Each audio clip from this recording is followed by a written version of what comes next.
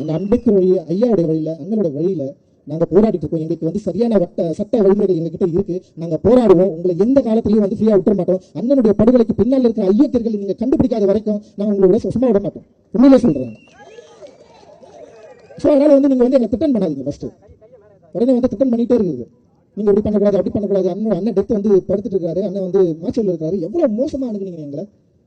ஆனாலும் கூட அண்ணன் வழி வந்தவர்கள் எந்த வன்முறைக்கும் மக்களை வந்து கூட்டு போகாம பயங்கரமா வந்து மக்களே வந்து வன்முறை நாடாம இன்னைக்கு இவ்வளவு மக்கள் கூடி இருக்கிறோம். ஆனா யாருமே வன்முறை பக்கம் திரும்பாம இங்க பாருங்க எவ்வளவு அமைதியா கோரிக்கைகள் மூலமா, தேவைகள் மூலமா எவ்வளவு வந்து அறவழியில நாங்க வந்து பேசிட்டு இருக்கிறோம். சும்மா எங்களை வந்து திருப்பி வந்து ரொம்ப மோசமா வந்து நீங்க கேட்டகரைஸ் பண்றது வந்து ரொம்ப தப்பு. தயவு செஞ்சு அதை நிறுத்திக்கோங்க. இது எச்சரிக்கை தான்.